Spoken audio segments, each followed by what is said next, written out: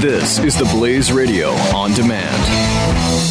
The experts at Web.com want to build your business a successful website for free. Plus, we'll promote it on all the major search engines. If after 30 days you're happy, we'll continue to provide promotion, hosting, support, and maintenance, all for one low monthly fee. If not, cancel and pay nothing. Call right now and you'll also get a free .com or .net domain name for your new website, powered by VeriSign, the world's leading domain name provider. Call 800-215-0465. That's 800-215-0465. The Buck Sexton Show.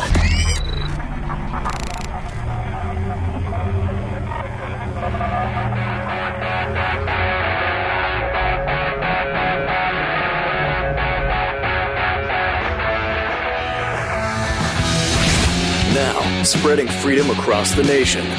This is 3, 2, 1. The Buck Sexton Show. And hello, everybody, and welcome to the Buck Sexton Show. Charlie Harari here, filling in for the great Buck Sexton. An honor to be with you again another day. I hope you're not sick of me yet. I'm enjoying sitting in this chair. Hope that you are as well. What a world that we're living in right now. So much went on. Every day I feel like so much is going on, especially in what should have been a quieter week. Happy September, everybody. August, summer is officially behind us, and now we are just holding on to the weekend before we get into the full force of the fall. That's going to come pretty soon. And this, I think, is going to be one of the most important months that we're going to have in a very, very long time. Lots going on this month we got to keep our eyes out for. The election, I believe, will be decided for the most part this month.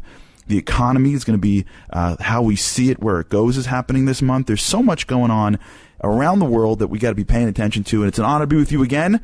Happy end of the summer to ya. And yesterday we spoke a little. We got a lot going on in the show. A lot going on in the show. Today we've got our good friend Jake Novak is going to come back. He was on Monday talking about Donald Trump. We're going to talk a little bit about that today. A lot of things going on around the world. I want to begin by talking about Donald Trump, as you can imagine. Yesterday on the show we spoke about the gimme, right? The gift that was given to Donald Trump, right? That interception that was returned for a touchdown, and then the ref comes in and calls it off, and he gives the team some more life. That happened yesterday as the Mexican president invited Donald Trump and Hillary Clinton to come down and meet him to have a productive discussion about their differences. Hillary Clinton making what is her strategic move, which is stay out of the way and let people not really know of me so much. As long as they'll almost forget about me, then maybe I have a shot at winning this. So she says no, and Donald Trump goes down. And we spoke about this yesterday on the show, and it was more than at least I anticipated. You know, to be honest, when we said yesterday that he's going to look presidential and it's going to be great, I didn't really anticipate, and maybe you did, but I didn't, a full sort of, bi-podium presidential diplomatic conference after their conversation. And I was at the gym yesterday, and all the TVs, I mean, almost every one, right? When Donald Trump got up and was standing alongside the Mexican president, I would say every TV in the gym, including the ones people were running to, unless you were watching some soap opera or, the Ellen show, every other television sort of stopped what they were doing and focused on this. And I'm thinking to myself, wow, talk about vision. Yesterday we spoke about the idea of vision and how you do things, and by doing them, you enable people to see you in different ways, right? I told you the story yesterday about my partner who gave me the advice to put on the suit, in part because he wanted me, when I'd walk down the halls or interact with other people in the firm, they would start to see me, and in their minds, in their subconscious, which is so much more powerful than our conscious brain, they would make connections and they would make associations. And the association would be man in suit, right? That's what a partner would dress, right? Because that's what guys were wearing. Women were wearing things that are more complicated than a suit with a tie on. But when you see a guy in a suit, for generations, they just assume that they were the partners. And when they saw me, even though I was, 10 years younger than the partners would be, they started making those associations. And yesterday, at some random gym on Long Island, a packed room of people, and all types of people, old, young, just stopped and saw something that they usually only see for heads of state. They saw the president of our neighboring country stand at a podium with an individual who up until that moment was being ridiculed as a fool. Right? That was Donald Trump's greatest bet.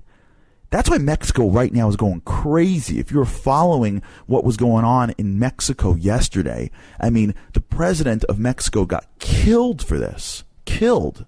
And then there's that whole snafu where Trump said they'll pay for the wall, which is like standard Trump. You almost had it. You could have nailed it, right?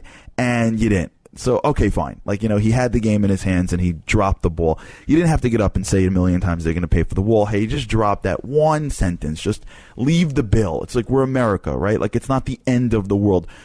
We're spending more money on every dumb little thing. I mean, he could have just sort of left it alone.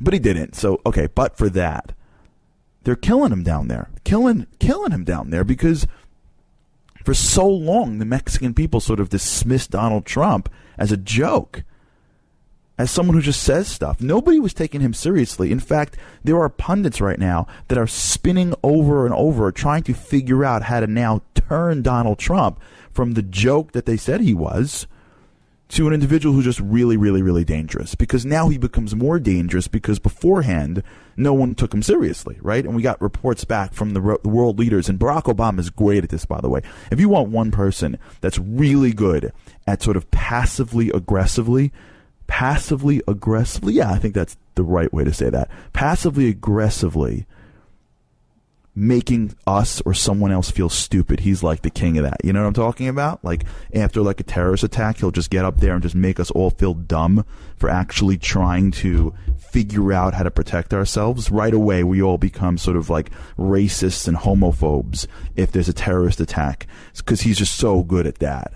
And he's done that well. He has, every time he's given the opportunity, he basically says, by the way, guys, on the street, where the rest of the people are, like the rest of the world leaders, they think we're crazy for considering Donald Trump. And so we are crazy, right? Like, just stop this right now. And it's effective. It's really effective. I mean, people are sort of look at it and go, yeah, he's right. I mean, I guess if he's going to like, these international summits and all these world leaders think that Donald Trump is a buffoon, like, can I really vote for him for president? And yesterday, for the first time, you got your first foreign leader that basically said, I'm taking this guy seriously. And that comes from the outside, right? That's a big deal. And I think that's going to be bigger than even we appreciate today. It's like when you're dating a girl and, you're not sure if you want to break up with her or not. And then some other guy likes her and you're like, yo, don't touch my girl, right? Like the minute somebody else shows a drop of interest in what you have, you start to recognize it yourself. And yesterday, I think that was a key moment, and Hillary dropped it, and Donald Trump lived it. And at the gym, everything that we spoke about yesterday about vision and how you see somebody, I was watching, I'm sure people that are not voting for that, I shouldn't just judge people like that, but I'm just sort of taking a shot in the dark here. In a New York gym, half the people that are there, I would assume that many of them are just not Trump supporters. And I just watched them stop and stare as if it was like real newsworthy stuff. On CNN yesterday, there was a countdown to his immigration speech, like a legitimate countdown on the side of the screen the entire day on CNN, the way they counted down to the President's State of the Union or the debates. Just a Donald Trump speech now is turning into something that it wasn't even a few days earlier. And that's a trend that if he doesn't blow it, could really shift and change the election. He got the call, and we're gonna see whether or not he can sort of take this to the end. And I'm not in any way saying it's good or bad. I'm not making that judgment. That's not what I'm going to do today or ever, I hope. You know how I've been feeling about him if anyone's been listening to me on the radio here. But just the idea that Donald Trump, if he can just step it up now, stay at the teleprompter, work hard. He's got a huge game coming up. He's got in about 25 days from now, he's going to be going head-to-head with Hillary Clinton here on Long Island. Believe it or not, right across the street from where I'm sitting. He's going to be debating Hillary Clinton, and it's going to be something that I think if he appreciates and recognizes could totally change his future, he better take seriously. I mean, he's got Roger Ailes now behind him, and whatever you think of Roger Ailes, he's a talented person when it comes to media. And if Donald Trump is not spending hours right now training for the Olympic trials called the debate against Hillary Clinton, then he's basically taken his opportunity and thrown it in the trash, because this is it. This is the month. And you're going to see it right here. This is the month. This is, by the way, what happened with Mitt Romney and Barack Obama. Mitt Romney's really his only shot, because he was really trailing by a lot. His only shot really came down to those debates. But this is really what it comes down to, and he totally has to jump on this and take this on. But I want to spend a couple of minutes, talking about what happened yesterday and just how Donald Trump played it. And I honestly think, whether you like him or you don't, Donald Trump played his hand differently than we thought and started to really cater to a group of people that are going to get behind him a lot more. Yesterday, his opening on that speech, in terms of how he framed his conversations, how he framed the moments that he had with the president yesterday, is critical. We come back, we're going to go right to the speech, let's talk about what went on in that immigration speech, and just how much Donald Trump, whoever wrote his speech, I think did a good job. Just how much Donald Trump played the crowd yesterday. This is Charlie Rye filling in for Buck Sexton, and you're listening to the Blaze Radio Network. Buck Sexton, dispensing the truth. On the Blaze Radio Network.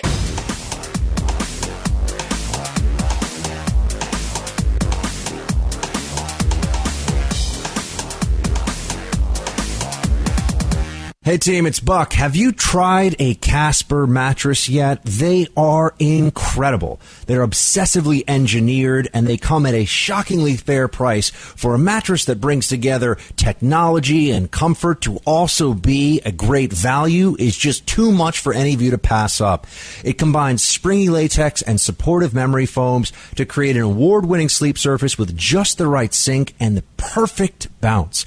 Time magazine named it one of the best inventions of 2015. It is an award-winning mattress that absolutely will not disappoint. Try Casper for 100 nights risk-free in your own home. If you don't love it, they'll pick it up and refund you everything. Free shipping and returns to the U.S. and Canada. And for listeners of this show, you can get a special $50 toward any mattress by going to Casper.com/Buck, Casper.com/Buck, and using Buck as the code. Terms and conditions apply.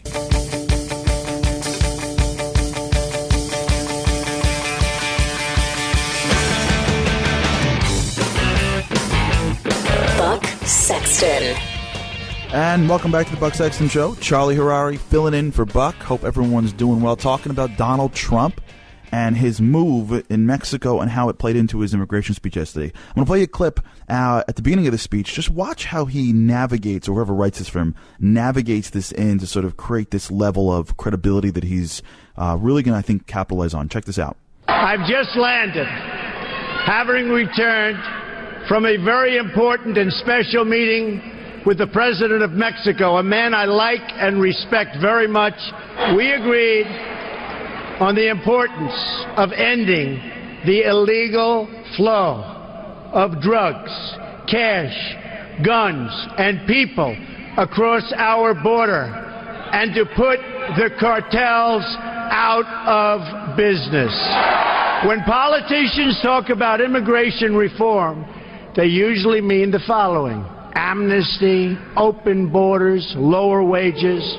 Immigration reform should mean something else entirely. It should mean improvements to our laws and policies to make life better for American citizens. President Obama and Hillary Clinton support sanctuary cities. They support catch and release on the border. They support visa overstays. They support the release of dangerous criminals from detention. See, that I think that was it right there. One of the things that I think is incredible in terms of what he did was he began with this, by the way, I just came back from a really important meeting with the president of Mexico, and he agrees with me, right? This is the moment where he says, yeah, he's also against the cartels. We're all on the same side here. So just so you know, guys, when you're talking about Mexico now, I and the president of Mexico are on the same team here with regards to what this board is going to be doing. And that, I think, sort of shifts the game right away. And then he moves into the second piece. And he starts to create this distinction. And what this speech does last night is it starts to create what we've seen. We spoke about this yesterday on the show. The idea that we are spending too much time on character flaws and not enough time on policy changes, and too much time talking about how much we hate Hillary Clinton and how much we hate Donald Trump and they did this and they did that, and not enough time about, okay, when they become president, what does that actually mean for me? And his ability last night, his ability to stop the conversation just for those few minutes and say, I spoke to the president of Mexico and we're on the same team, and let me sort of clarify it for you right now. You got Barack Obama and Hillary Clinton on side A, and let me tell you what they're for. Immigration reform. And when they say immigration reform, they're talking about ways to bring more immigrants into the country. Amnesty, open borders, sanctuary cities. When you hear the word immigration reform out of their mouths, what you should realize is that when they are in charge, you're going to get more immigrants here. You're going to get more people staying. You're going to get more coming in from all over the world to be in this country. And now let me tell you what I mean. And then he lays out his plan. At least he lays out a couple of steps. And I want to play you one clip from those steps as to what he lays out, and then we'll go to the break and talk about it a little later. Check out this clip. Number one, are you ready? Are you ready? We will build a great wall along the southern border. Number two, we are going to end catch and release. We catch them? Oh, go ahead. We catch them? Go ahead. Under my administration, anyone who illegally crosses the border will be detained until they are removed out of our country and back to the country from which they came. Number three, this is the one I think it's so great.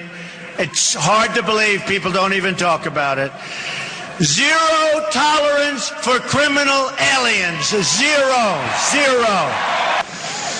According to federal data, there are at least 2 million, think of it, criminal aliens now inside of our country. 2 million people, criminal aliens. We will begin moving them out day one, as soon as I take office, day one. And that was just a piece of what he was talking about last time. We come back, we're going to analyze exactly what this is going on here, because lots of what he was saying requires that level of talk, that level of conversation. But what I loved so much about this piece was how he sort of, he egged the crowd on, right? Are you ready? Are you ready? Are you ready? We're like, what are we going to get? Something new? He's like, we're building a wall. Everyone's like, yeah, okay, I heard this one, I think, once before. But what he's trying to do is very clearly separate himself from all the confusion. On the show we did a couple of days ago, we spoke about the flip-flopping. We spoke about how if he's not going to be strong on immigration, it's going to now disassociate him from some of his base, the people that got him elected in the first place.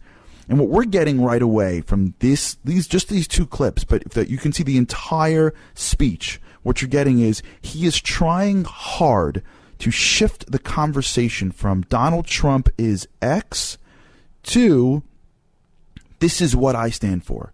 This is what you're getting. If you vote for me, let's be clear. We're going to get these people out. We're going to build this wall.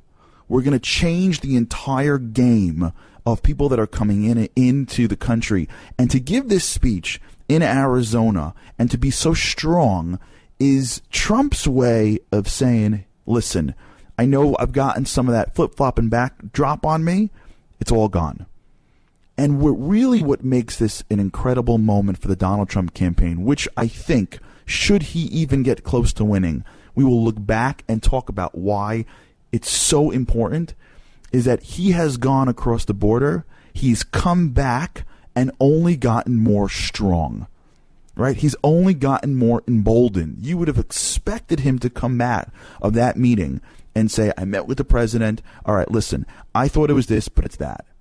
But what he did yesterday, to his credit, and I've spent enough time in my life bashing Donald Trump, I can give him a drop of credit right now without going all aboard and being a Trump guy. But to Trump's credit, what he did last night, he was able to sort of cut through to the chase and say, listen, I spoke to him. He's a great guy. I actually went down there. If you saw the press conference that he gave down in Mexico, he was saying how good the Mexican people are, how great everything is. And and I still can totally be behind him, but I'm not changing my policies. When we come back, we're going to talk a lot more about this. This is Charlie Harary filling in for Buck Sexton on the Blaze Radio Network.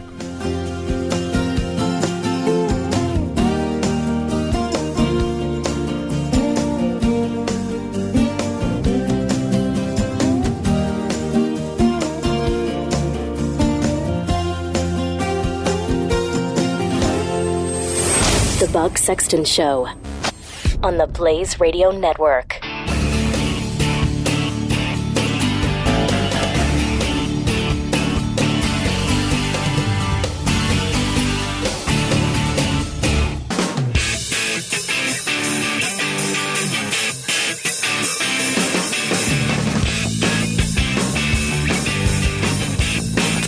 This is the Buck Sexton Show.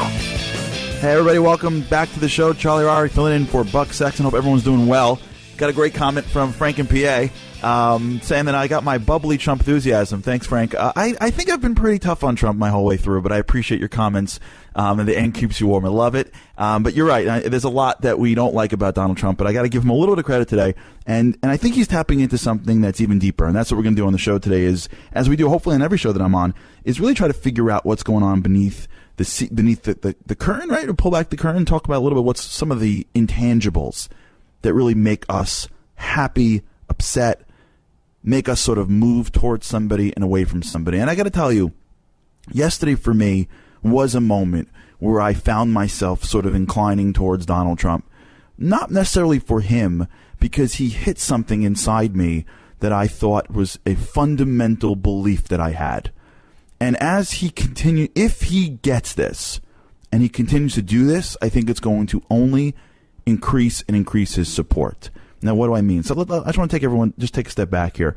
I remember when I was younger, as I was telling you yesterday, that I started my career at law, and I was involved in, the law firm. I was working pretty hard. And fairly early on in my career, I got, it's a lot of times when you're a young lawyer, they ask you to sit on all these different boards because they ultimately want to get some money from you. So I ended up sitting on some of these charitable boards. And I started getting, I wouldn't say addicted to these boards, but I started to get really, involved in a whole bunch of charities sitting on their nonprofit boards. And we're going to talk a little later on in the show about a nonprofit that just got busted for being terrible, but this happened to have been a great nonprofit. And, you go on this committee and you go on that committee and you go out to dinners and then you make decisions, then you show up and all these, this is a organization to help, young children, and then they see you, and it's really, really, I find to be very meaningful. And, one board led to the next board, led to the next event and a dinner. And I was getting to a point where I was waking up early in the morning and going to work. And then at night I'd be coming home and I would literally, I was married, and I'd come back, see my wife, say hello, sort of hand her my briefcase, and then sort of she'd hand me like a little doggy bag of dinner, and then I'd be off, to the next thing that I was doing. And I was sitting at one of these events, and an older individual, an older gentleman who had seen me in other places came up to me and said, "Wow, I didn't know you were so involved in these things." I said, "Yeah, well, I'm getting very involved. It's something that I really want to do for the community." So he says, "Yeah, but I saw you on a few other boards, last month as well." I said, "Yeah, I've been trying to sort of be as active as I can." And this guy, who's an older guy, he sort of pulls me to the side and goes, I'm just going to give you some unsolicited advice. I'm like, all right, yeah, great. I'll take that. He said, remember that there's no kindness when you step on the people that you love to become the person that you want to be. I said, well, what does that mean? He said, I understand that you're young and you're getting excited and you really want to, be involved and make a difference. and you're going to get involved in a lot of things. But, there's no real kindness. You think you're being kind, and I know that you may be being kind, but you're forgetting that you got a little kid at home and you got a wife, and you don't become a rock star, and you can't really change the world stepping on the backs of the ones that love you. There's nothing wrong with staying home. There's nothing wrong with saying no to the world if you got to take care of your own.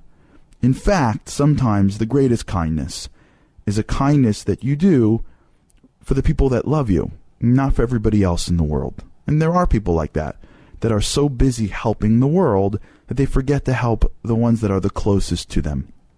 He quoted me this incredible passage by a prophet named Micah. In Hebrew, it's Micha. And the prophet Micah has a line that is one of the more famous lines, I think, in all of, sort of prophet sayings. Just to give you a context, the prophet Micah was a contemporary of Isaiah. Isaiah is, I think, the more popular prophet.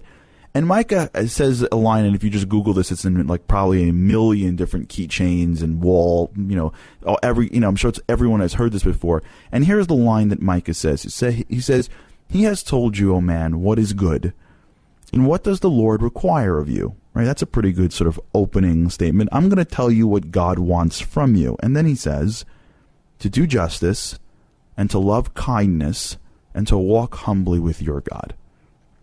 And he said to me, this man, who is able to quote Micah by heart, which is incredible, he said, why in the world did the prophet say, do justice and then love kindness?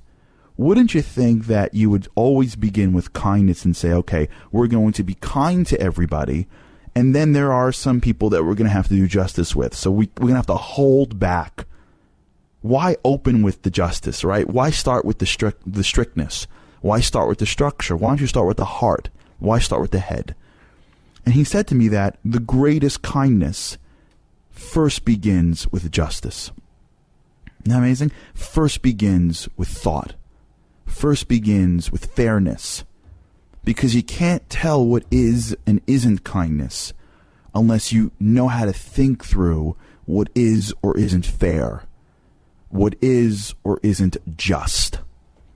Because if all you would be is kindness, everyone that's near you would get stomped on to help the one person that's beyond you. If all you would see as kindness, you'd give away all your money. You wouldn't tithe your money. You'd give away all your money. You would let criminals walk the streets because they said sorry on the last minute. You would hurt those that need to be helped because you're too busy helping those that need to be in justice, not in kindness. And that one little bit of advice really stuck with me. And I really think about that a lot. I think about this sort of internal thing that we each have, all of us. We have this internal fairness, monitor where we know when things are too kind, right? When they're too fair, or I should say no, when they're not fair, right? When they're too kind. When you let that criminal, leave jail because of some technicality, you don't need a philosophy lesson or a Bible lesson to know that was just unfair. That wasn't appropriate kindness. That wasn't smart kindness. When you hand Iran $400 million to let go of your soldiers that they took, or when you give Iran the ability to build a nuclear bomb, and we're going to talk about Iran later because they're up in the news again today, in your core, we believe, at least I believe, no one's got to tell me that this is not the right kindness, right? You're stepping on the rest of the world. You're stepping on your friends. You're stepping on your people. You just stepped all over Israel, who has been your partner for generations, who is the only person you're going to rely on when everybody sort of turns their back on you, and who's been there for you. You're stepping on your friends to help out an enemy. That's not true kindness. I'm sorry. You got to use a little bit more justice before you get to that kindness. That internal monitor does something. And I want you to sort of pay attention to it now, because it does two things. One, it just feels off to us. And I would just say us as sort of like people that are not too involved in this, right? But just average sort of third-party observers that are sitting here watching. You're saying, hey, when you give too much, when you don't use your head, when there's no justice before kindness, it's just wrong. It's off. It just doesn't make sense. I know that you can sort of step out and go, yeah, and give me some bleeding heart sort of example. But when I think it through and I go to bed at night, I'm like, I don't know. I don't think so. That just doesn't really make a lot of sense to me. But it goes one step further. And here's what this guy said to me. And I find it to be really true in my life. He says, if you don't do the kindness to the people that are, the easy ones, right? The ones you got to take care of, your family, the cruelty that you bring to them is you take away their ability to do kindness. Right? You hear that? I mean, it was so brilliant that he said it to me. It was such a great idea. If you're not going to use justice, right? If you're not going to use fairness when you deliver your own kindness, right? If you're too busy running around all night helping everybody else, and then your kids never see you, or your wife never sees you, or your local community never sees you, what'll end up happening is you will grow a resentment in them. They will do things. They will become people that they don't even, on their own, they're not going to be as kind as they can be, because you will have taken kindness too far. You will have administered it without justice, and you will raise a generation of people that are going to not be as kind as they could be. In fact, this man told me that one of his sons is just totally not involved whatsoever with any communal involvement. It was his oldest son. He was a young guy like I was when I started this. He couldn't get enough. That's why he actually came over to me. He couldn't get enough. And now his son, who he does have a relationship with, not a strong relationship, basically is just shunned all, sort of giving to the community, getting involved, giving charity, everything, because as he gets close to it, he remembers his dad, and he thinks about him, and he thinks about all the games he missed, and all the nights he missed, and all the time that he missed with him. And that made him less kind. You see, kindness is a complicated thing. You don't just administer it whenever to everybody. It has to be done with justice. That was the brilliance of Micah's line. That was the brilliance of wisdom from a timeless source, that just being kind without any level of strength or level of justice is not really being kind. And this idea, I believe, is what Trump tapped into yesterday. And this idea, it may shape and shift the election coming our way.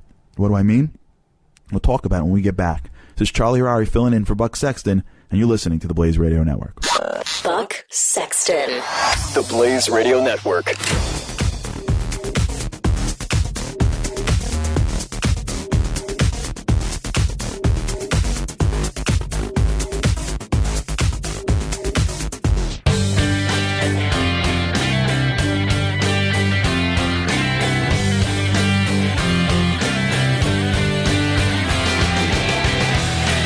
Dispensing the truth. This is Buck Sexton on the Blaze Radio Network. Well, everybody, welcome back to the Buck Sexton Show. Charlie Harari filling in for Buck. Hope everyone's doing well. Happy end of the summer to you. Speaking about Donald Trump and his immigration speech, and why I think it's a really big deal, and why I think it's a watershed moment in his campaign and his in what could be a big difference in the elections. And it comes down, as it always does, to an intangible. It comes down to something that he's done last night, and if he sticks with it, and I don't know if he will, he may mess it up, and that's a huge Trump move. If he sticks with it, he's going to hit something that's underneath us. And I'm going to play you two clips that really tries to get to the core of this idea of justice and kindness, and why, if he hits it correctly, it can make a huge difference. Listen to this one. I am going to ask, these are really special people that I've gotten to know. I'm going to ask all of the angel moms to come join me on the stage right now. These are amazing women. It's hard to see this, but on TV, a bunch of women and one man come on, and they're wearing shirts. And each of these shirts have a picture of their child that was killed by an illegal immigrant. You heard that? That's the key. That's everything. What just happened right there is everything. You have people that come on the stage, listen to what he did, and whoever set this up for him deserves a raise and a bonus and a day off. He's at the speech, he's speaking about immigration, and then he doesn't just keep it policy focused, he doesn't just keep it negative, he does something that is exactly, I think, what we're just talking about. We each have this internal monitor that tells us what fairness is and what justice is. And when you take kindness too far, it sort of sets off an alarm. When I said to you earlier that the advice that I got was from the guy who said, don't step on your kids to help somebody else, I bet you, or if you're listening, I bet you're saying, yes, that makes sense.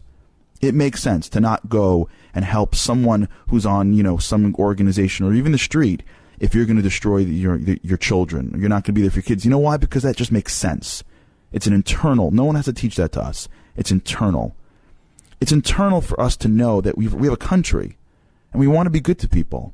But you don't just hurt our own to help somebody else out. It's just, and I want to change the world. I really do. I really do believe in humanity.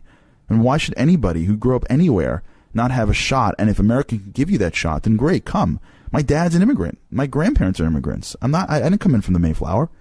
However, you can't step on Americans.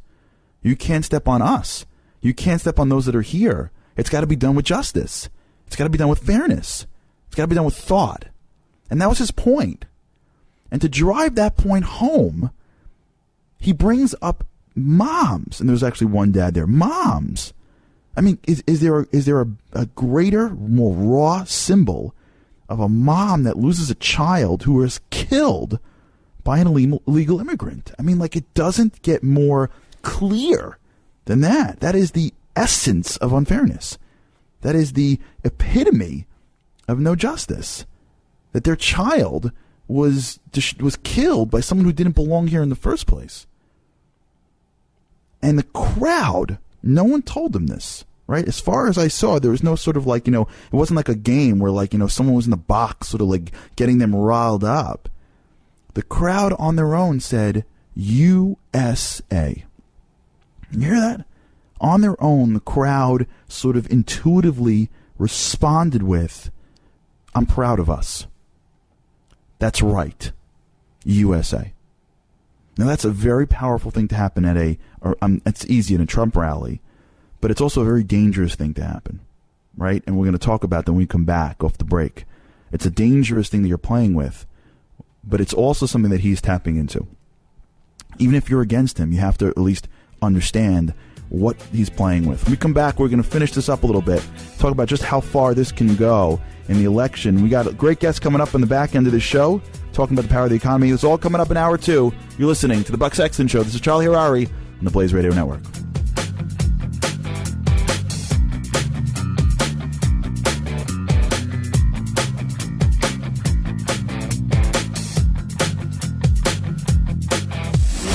You're listening to Buck Sexton on the Blaze Radio Network.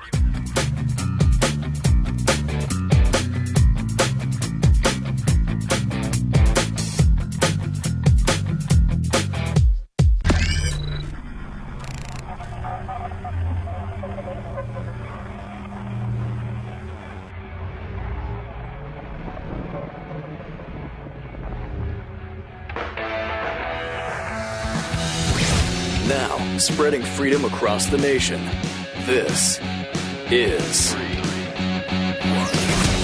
The Buck Sexton Show. And hello, everybody, and welcome back to the Buck Sexton Show. Charlie Harari, filling in for the great Buck Sexton. Honored to be with you today. Welcome to Hour 2. Honored to be at the Blaze Radio Network. Happy end of December to you. This is the last few moments, I think, before Labor Day weekend. I'm sure you're seeing it in your offices. People are sort of looking at their clocks more frequently. Everyone's looking to get out. And so that's sort of how I think the world is right now before the holiday, which is great. And this is a great opportunity to sort of get that last little bit in of summer before we end up going into the fall. But lots going to go on in the fall. And we're talking about it in the first hour. Lots coming down the pike. And I think Donald Trump got a huge victory in from the Mexican president in the invitation yesterday, changed his entire speech. And then coming up this month is going to be a lot of information. One's going to be a lot on the economy. We'll talk about that in the next segment. The debates are going to be coming up. There's a lot of presidential elections still left. I think Donald's I think he's down by a lot, but you never know. A couple of big gaffes and this changes. But yeah, I really want to just sort of finish up this idea about justice and kindness. This is, I think, in life, the balance of knowing when it's too much and when it's too little, when you got to go out and help people, and when you got to sort of hold it in and do what's right for you and your family. This happened yesterday to me. Like I was saying yesterday, I get the opportunity fairly frequently to sort of, advise some people. I'm just happy if they take it seriously. So I was somewhere yesterday after the show, and a young person who had heard, some of the things that I was working on came over and asked me for some advice. And the advice that he asked me for was this exact issue. He was, very involved, young, energetic, and he just didn't know if he was going to burn out. That was his word. And I tried to sort of share with him this idea that there's no shame in taking care of yourself, right? There's no shame in saying no to someone who just sort of leeches on you. And this, by the way, this may be going on in your life right now. There may be that person that just leeches on you 24/7. And there's no shame in creating a little safe space for yourself, for your family, for your thoughts, for your own growth. That's just part of life, right? Kindness follows justice. And when we see the reverse, when we see kindness without any justice, when we see sort of unadulterated, sort of, pie in the sky, Pollyannish kindness, it irks us a little bit, and it makes us feel like it's not appropriate, and then we feel bad. Right? We feel like we're not being good people. And that just leads to a whole, array of negative emotions. And I think Donald Trump will play this. And he's going to play it more. And I hope you see it. I hope you watch him play it. That he is going to consistently play the game of they are out to lunch. Right? They are off the reservation. They're too far off. And as a result, we are losing ourselves. And we're losing our exceptionalism. And as a result, it's better to go with the guy who at least has some boundaries than to go with the administration, which Hillary Clinton is just an extension of Barack Obama, even though she probably won't be. At least that's what she's running on now. That just sort of opens the doors and doesn't get it. And listen to what he said yesterday in his speech. He had one point that I think got a lot of attention and got a lot of reaction. And I think it's sort of, he said it for this reason. Listen to this. There are at least 23 countries that refuse to take their people back after they've been ordered to leave the United States, including large numbers of violent criminals. They won't take them back. So we say, okay, we'll keep them. Not going to happen with me, folks. Not going to happen with me. And I think that's exactly the point, which is, look how crazy this is. You got all these countries that are sending over their people, and they won't even take them back. Like, how insane is it that America is sort of giving a place to stay for people that their own countries won't even take them back? And he's just driving this point home. And as he does it, it's going to get the reaction of more and more people saying, hey, I don't like him, but the man's right. And if we don't get someone that could make these tough calls, where are we going to be? This is happening right now in Germany. If you remember, Angela Merkel, who sort of was the poster child for open kindness, right? If there was one person last summer, it was now, right? It was even earlier, right? I think it was even July. Last summer when you had all those migrants coming across to Europe, and you had Angela Merkel basically saying, hey, we open our arms, right? Like, just open my arms and don't even think about it, and we can do this. And that famous picture of her taking a selfie with the Syrian refugee, and just in the refugee camps. And she began the year with this sort of, we're better than that mentality, right? And now she is getting a lot of slack, and in fact, a lot of the political parties are coming up against her. The CDU, which is one of the big parties that are really just sort of surging in the polls in Germany, that is totally sort of threatening her political career. And here she said just recently, I just saw a quote that said, here it is, we didn't embrace the problem in an appropriate way. That goes as well for protecting the external border of the Schengen area. So she basically said, I really should have used the border. The whole, like, I'm opening up my hands thing. Yeah, maybe I should have used I really should have thought about this just a drop. Can I just sort of bring all these people in without really checking them out and just sort of having them come to my country? I was just trying to be nice, right? And you're like, yeah, I know, but you're the head of a country, right? You got to worry about the people that are actually in your country in order to actually do what's right for everybody, right? Do justice and then love kindness. And this unfairness does something for us. First thing it does is it starts to pit people against the Obama administration and Hillary. And the more you're going to see this happen, the more you're going to see Hillary struggle. Just recently, I mean, just up until today, right? Today, the LA Times, yesterday we saw the polls were tied. Just yesterday, the LA Times USC poll today shows Donald Trump leading Hillary by 2.6 percentage points, right? So now you're seeing the polls totally shift. In fact, Hillary dropped to 39% overall on some of the polls here. And you're seeing her support drop and drop and drop because she's identifying herself more and more with the Obama administration, and her inability to stand out and show some strength is really, really hurting Americans. Right? And this is something that was the last bit of that advice that guy gave me, which I thought was really important. Basically, what he said was, when you act this way, when you go too far, you make people worse than they are. And I think that's what's going on in our country today. I really believe that. We are an incredible country. I am a patriot of patriots. And I believe so strongly in what America brings to the world. And sometimes you see things at rallies and you see people say things and you cringe. You see things that are going around Trump rallies and you ask yourself, like, really? Is that really what America's up to right now in 2016? Like, how did we get here? How do we get to this point where people are saying things and doing things at some of these rallies or outside the rallies? How is it happening that America is doing things right now that I don't even think they would be proud of?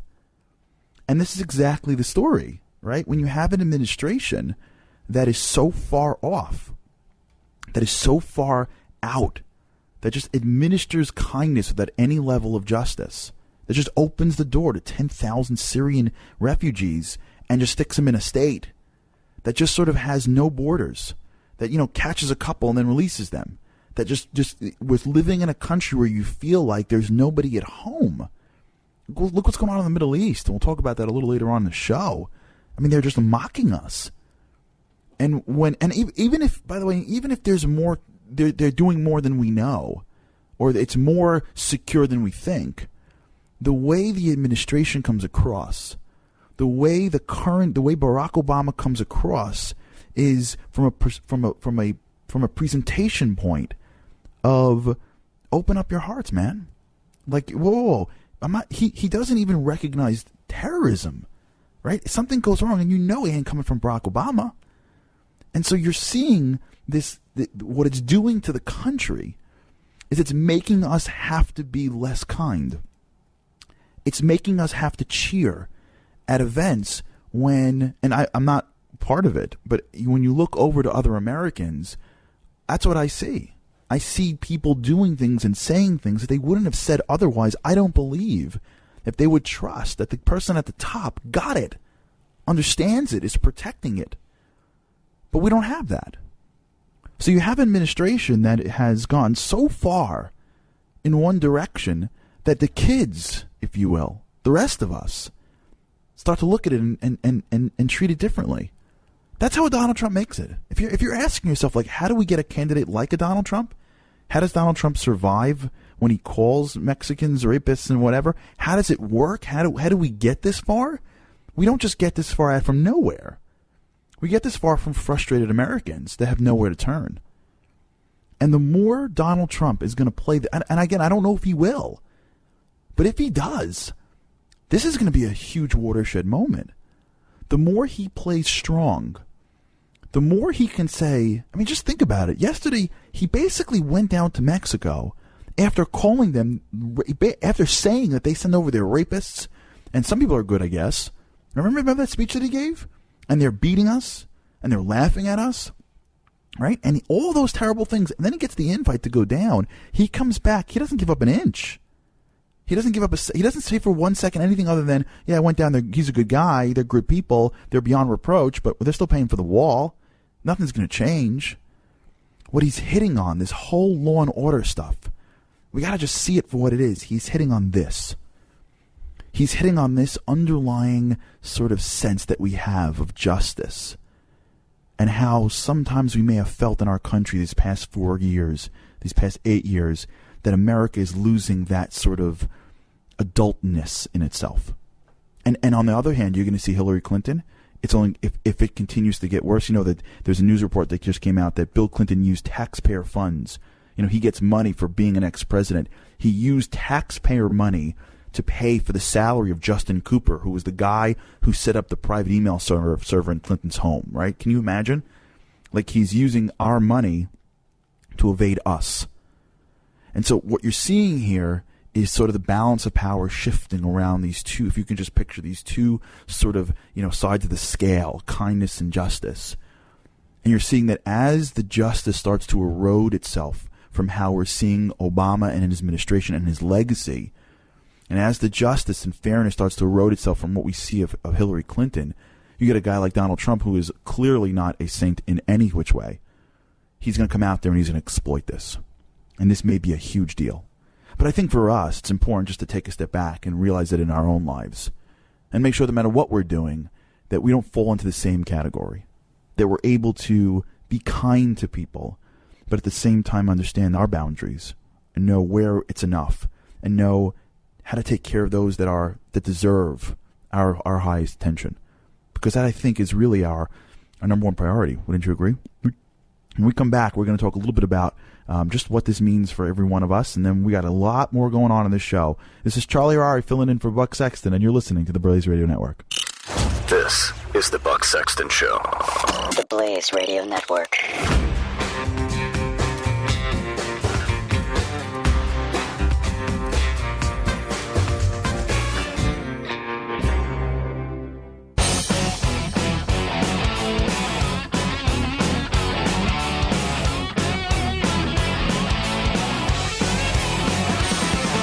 The Buck Sexton Show on the Blaze Radio Network. And welcome back to the Buck Sexton Show. Charlie Harari here, speaking about the power of justice and how it's supposed to sort of interplay with kindness. One should not overwhelm the other. And when that gets messed up, it does bad things to people, I think. It doesn't help anybody to have just random kindness without any level of boundaries and without thought. And I'm all for kindness. I think the world, I believe, and I think it's sort of like a religious, faith-based vision. I have it. And it comes from my faith in God that, humanity should live at a certain place, and everyone deserves a chance, and everyone deserves to be lifted up, and you got to look out for those that are unprivileged, or underprivileged, I should say.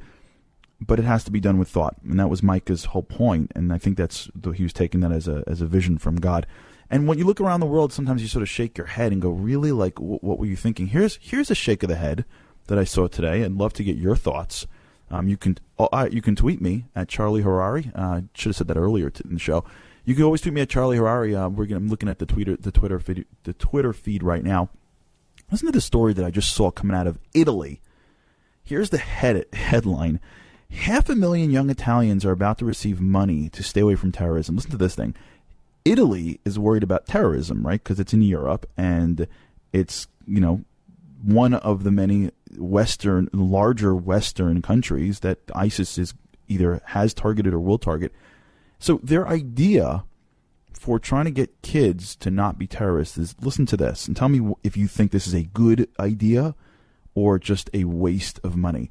Starting mid-September, more than 500,000 18-year-olds living in Italy are eligible to receive vouchers valued at more than $500 each. So these kids are going to get $500.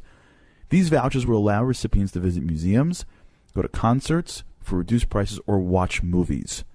And the message it's trying to sell and send is that if you just get involved in the Italian culture and you go to a concert or a movie, then that'll get people to, I guess, not want to blow that movie theater up or get excited about Western culture. And I think this is a great example of, in my opinion, this idea of completely and utterly missing it, right? To think that Islamic extremists are going to stop what they're doing, and 18-year-olds that would have otherwise blown themselves up will say, hey, wait a second, I just got in to see this movie out of America with the subtitles, and it was going to cost me, $10, and now it costs me $5. I just can't go with it, because the Museum of Art that I had walked through just really got me thinking through the idea of Italy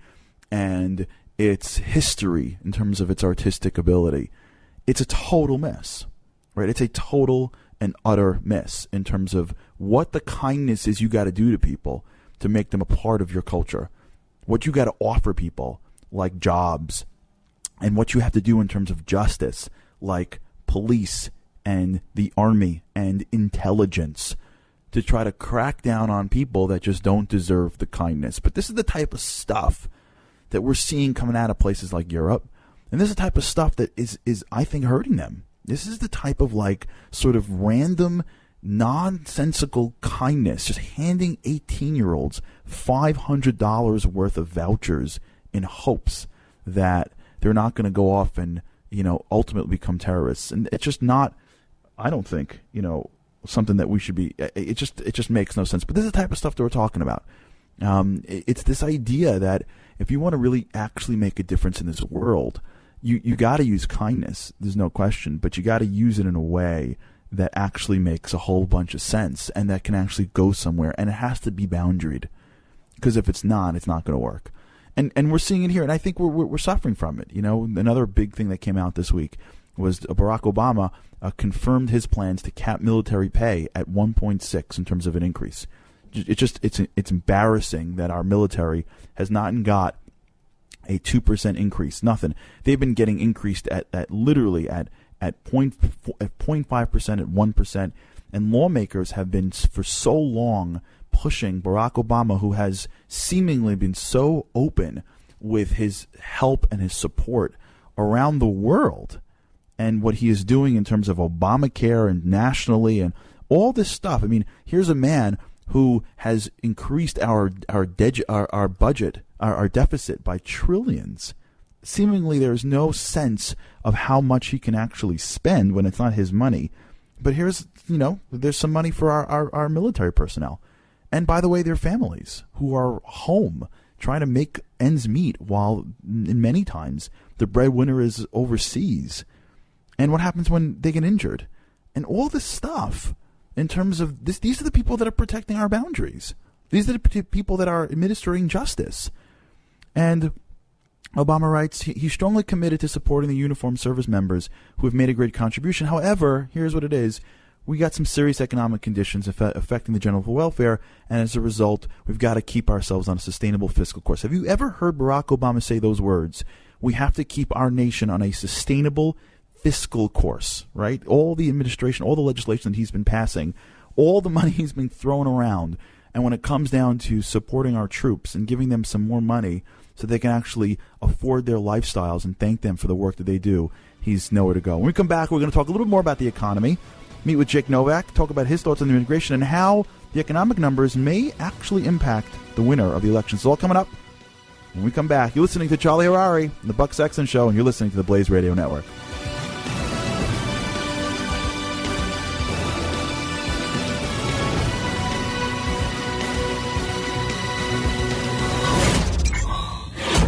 The Buck Sexton Show on the Blaze Radio Network.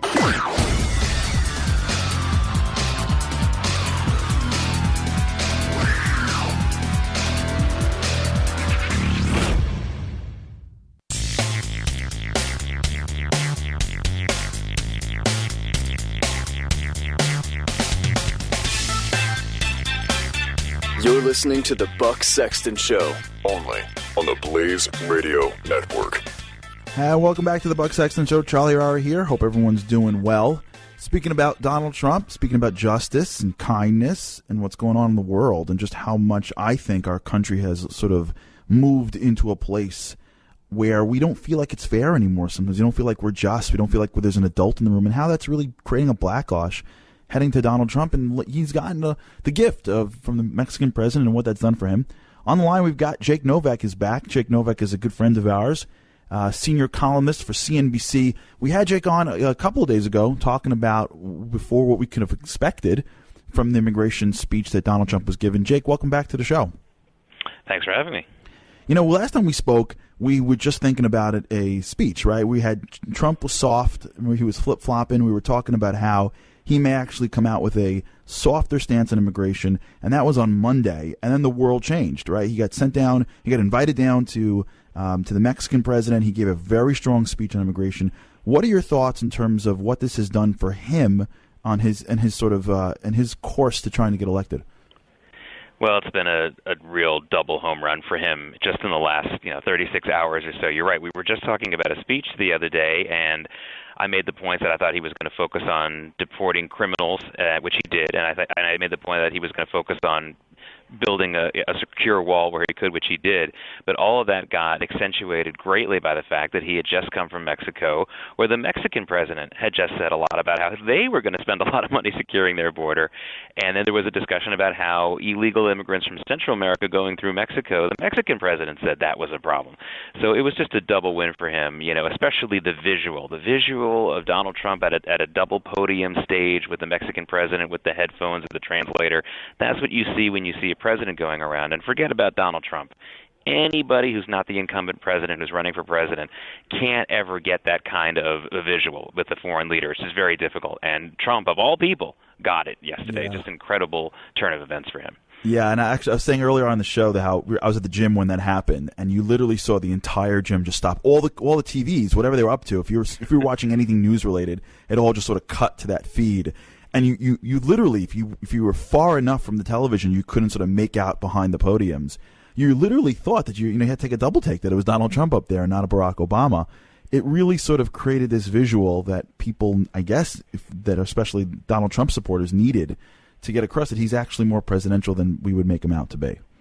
Yeah, and you really got to be a Trump hater or a Hillary brainwashed follower not to realize how good this was for him. You don't have to like Trump, you don't have to vote for him, you don't have to support him, but if you're a fair-minded thinker, or even close to a fair-minded thinker, you know that yesterday was big for him.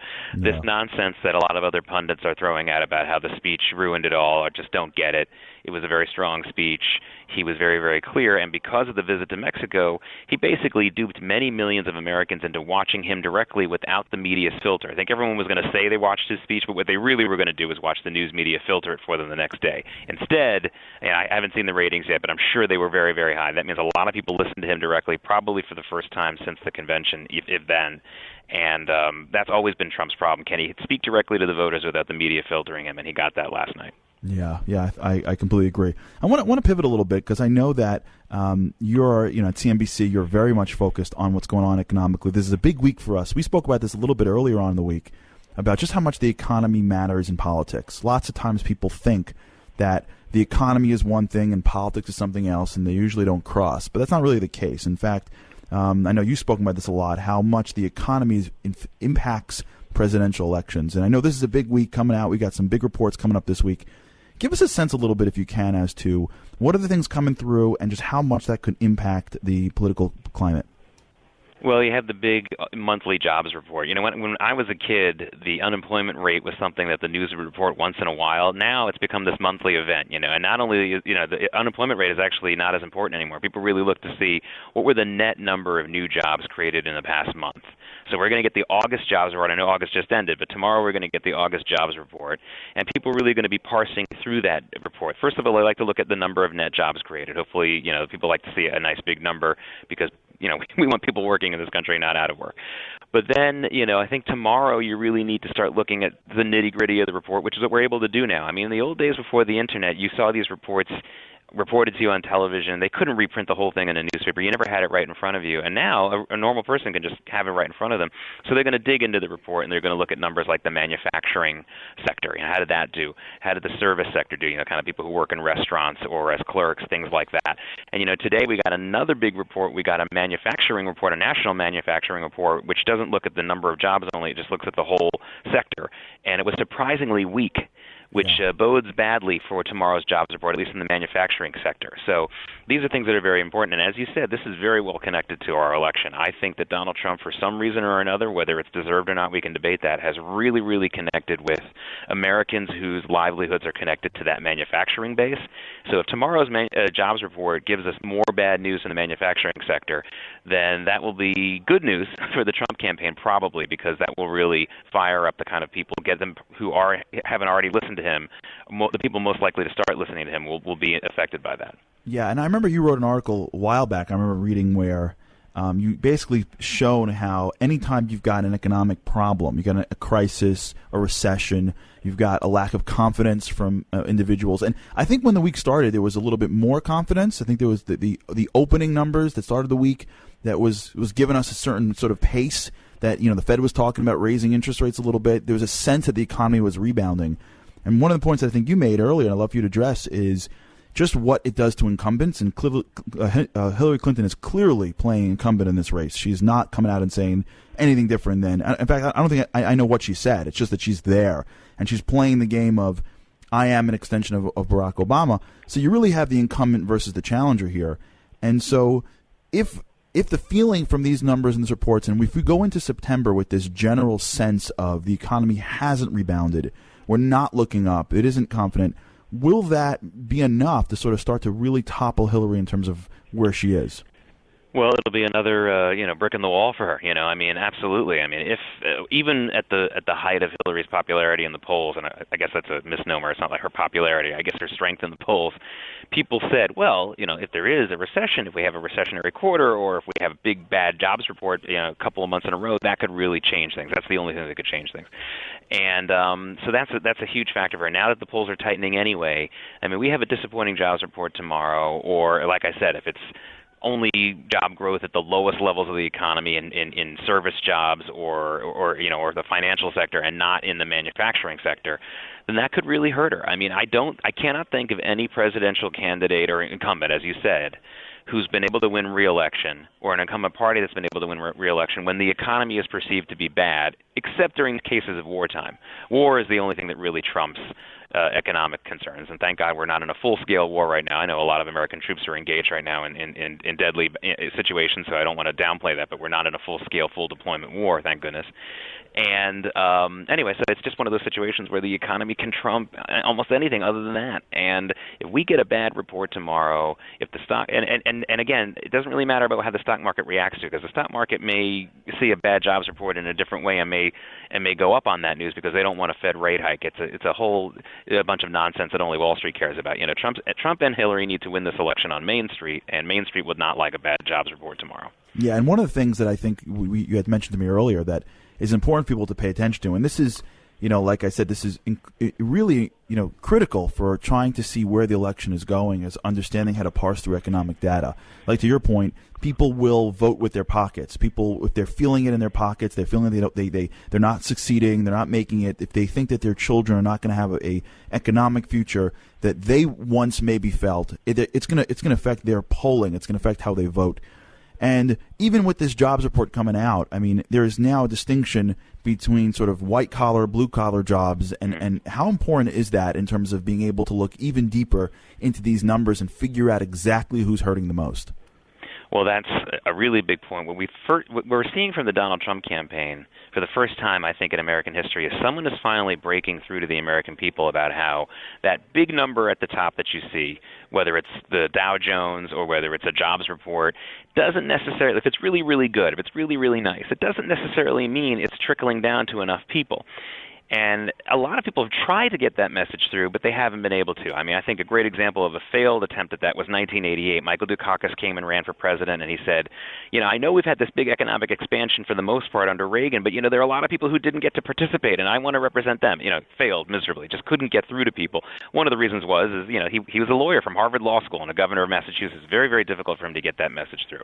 Right. Donald Trump, may be a billionaire, but he works in the manufacturing building sector is something that he can speak of with authority.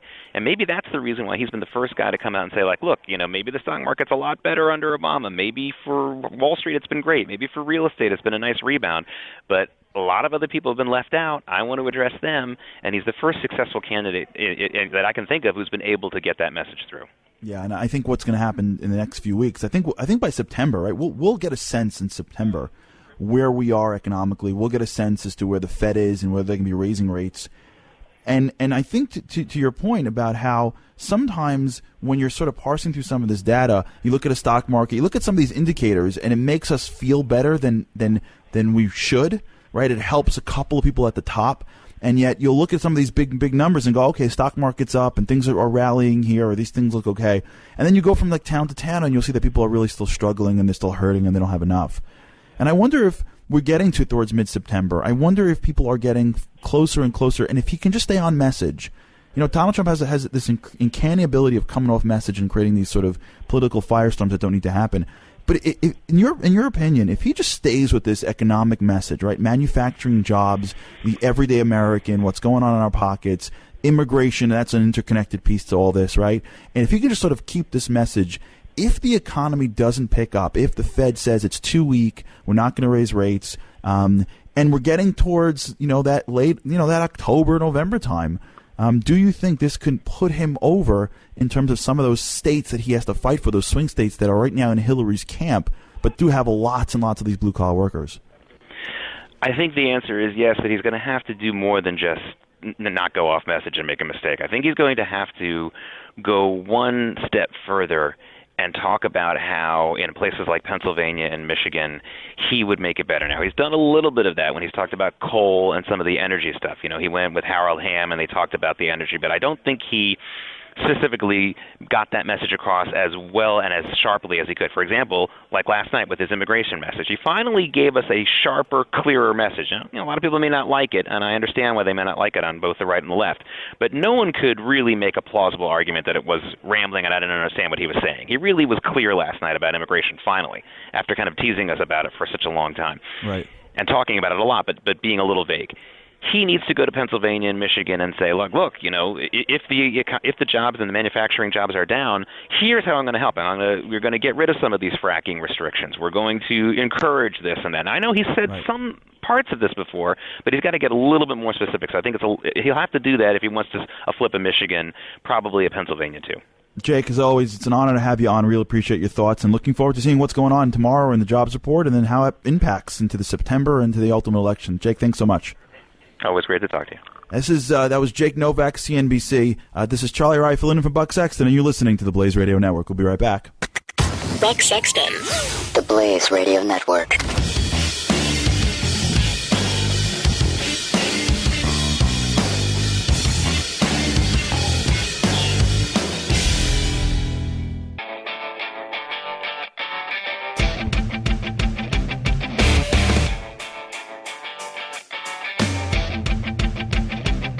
The Buck Sexton Show.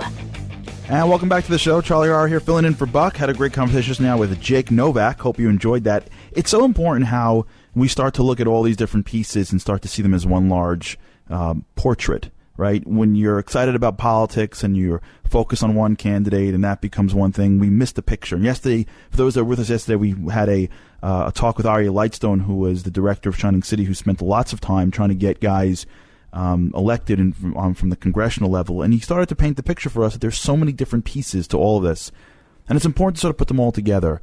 The economy is really important, and the more we understand just how it works, it helps us personally grow our own wealth and our own sort of careers, but it also gives us a real good indicator as to what's happening around the world and how that's going to impact politics. Before we go to the break, I want to just read you one more thing that I saw today from our favorite spoiled brat athlete. Yesterday we had the opportunity to speak about that athlete out of FSU that was able to sit with that autistic boy. Remember that? That was incredible. I told my wife that story and I was in tears again. And we got to speak also about Colin Kaepernick, the individual who feels that he just won't stand for our anthem because he sees oppression. Well, guess what? They took a picture of Colin Kaepernick's practice socks, and it was a picture of a pig with a cop's hat on it. So not only is Colin Kaepernick sitting out for the anthem, he just is wearing clothing that is degrading to our law enforcement. And I don't have a sense yet as to just how far you've got to go for a owner to say enough. Like, I don't know why the administration at the highest level of the 49ers franchise is saying, listen, football's important and we want to win games. He's not an incredible quarterback. He's good. This is too much. I mean, this is what we got. Our starting quarterback, our hero, is now practicing with socks that have a picture of a pig with a police officer's hat on it. I don't have a sense of just how much lower you can get right now. than that, at least in my eyes. And I don't know how we stand by it. We should be asking, we should be petitioning the 49ers to let him go. And we should be sending a message that, you got to have some respect. You can say some things, you can do some things, but there needs to be sort of a modicum of respect. Either way, we got a lot more coming up. Stick with us when we come back after the break for the third hour. This is Charlie Harari filling in for Buck Sexton, and you're listening to the Blaze Radio Network.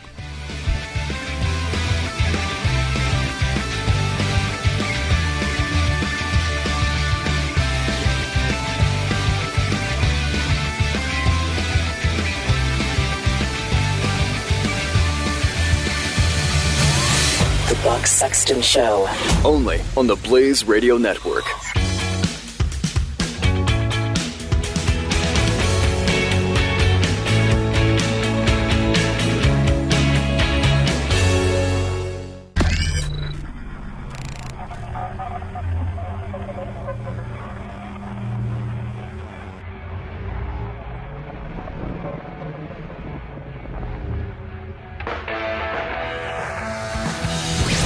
Now, spreading freedom across the nation.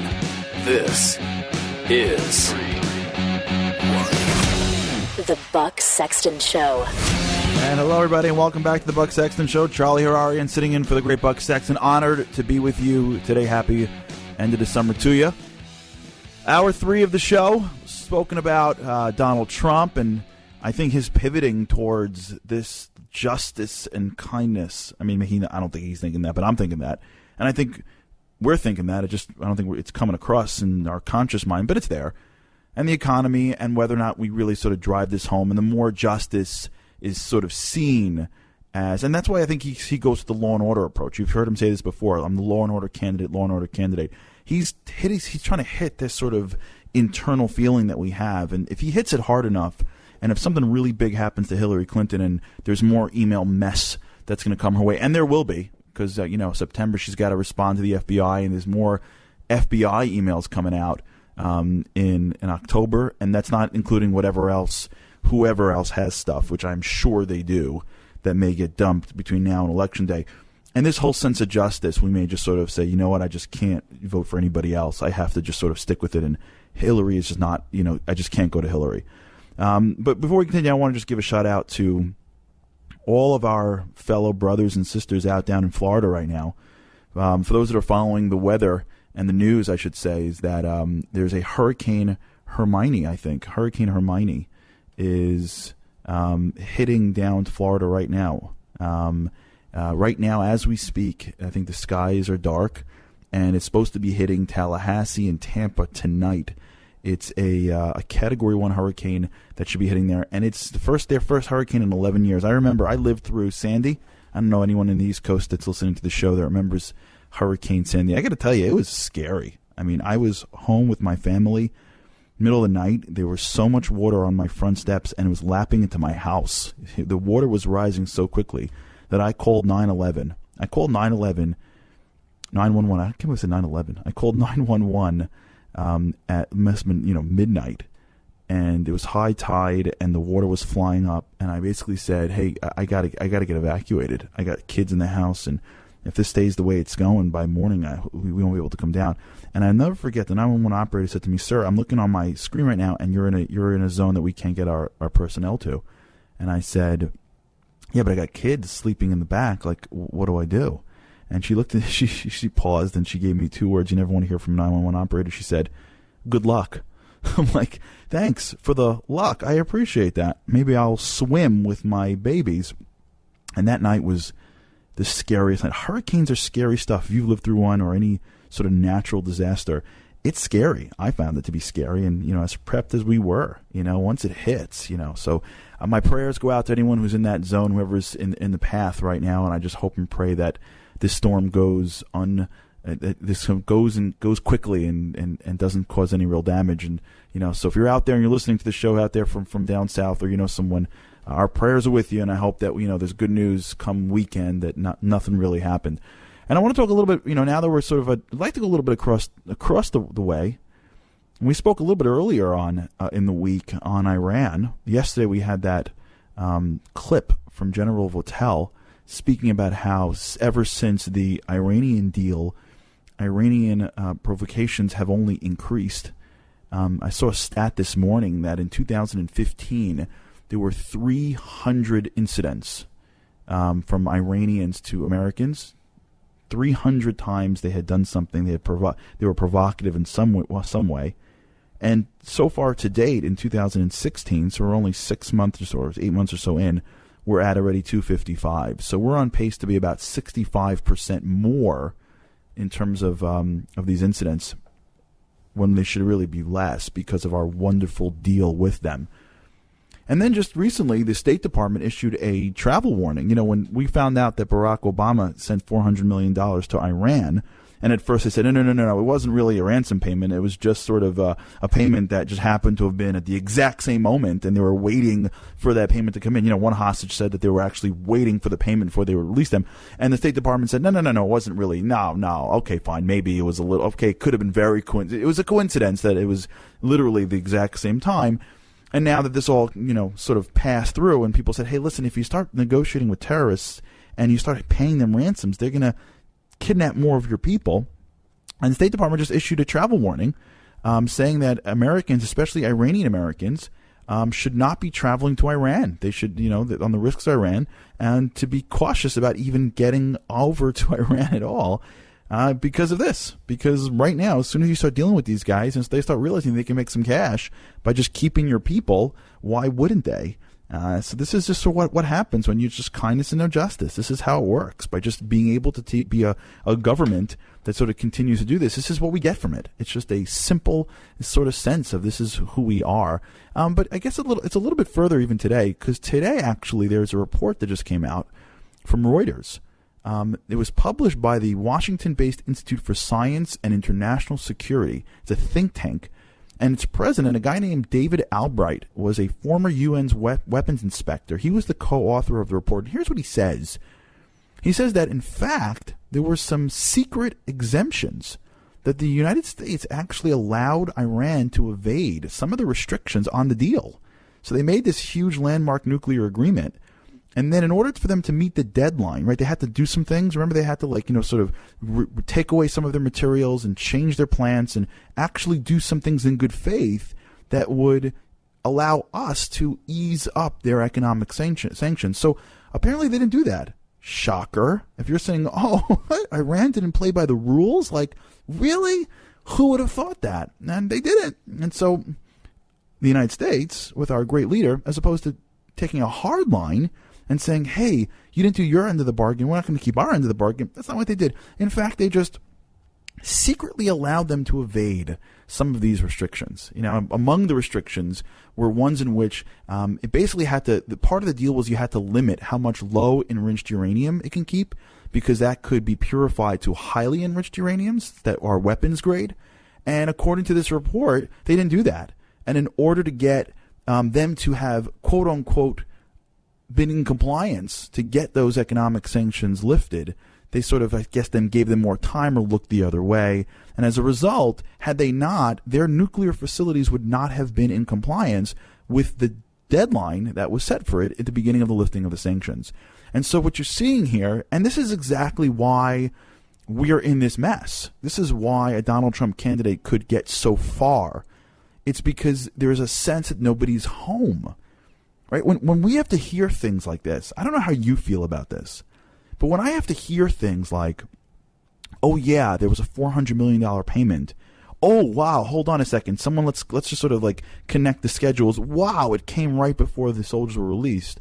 Oh yeah, Iran has not changed in one iota from calling us the Satan and the devil and all their propaganda. Oh, and by the way, they haven't reached what they promised to have reached, which is a destabilization of their nuclear program.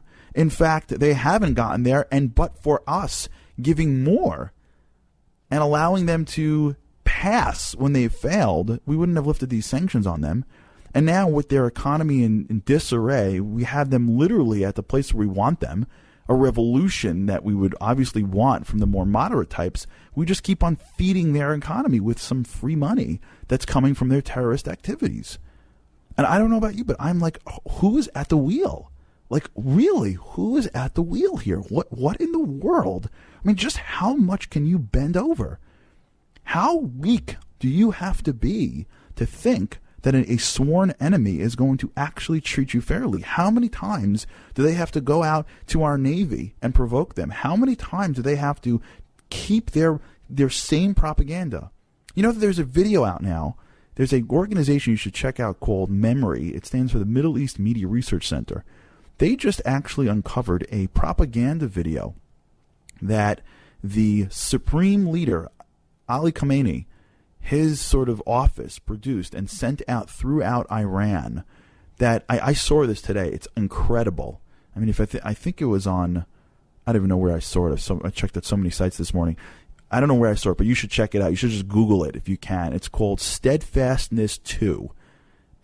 Or just Google MEMRI, MEMRI, and you're going to see a video. I mean, this is incredible.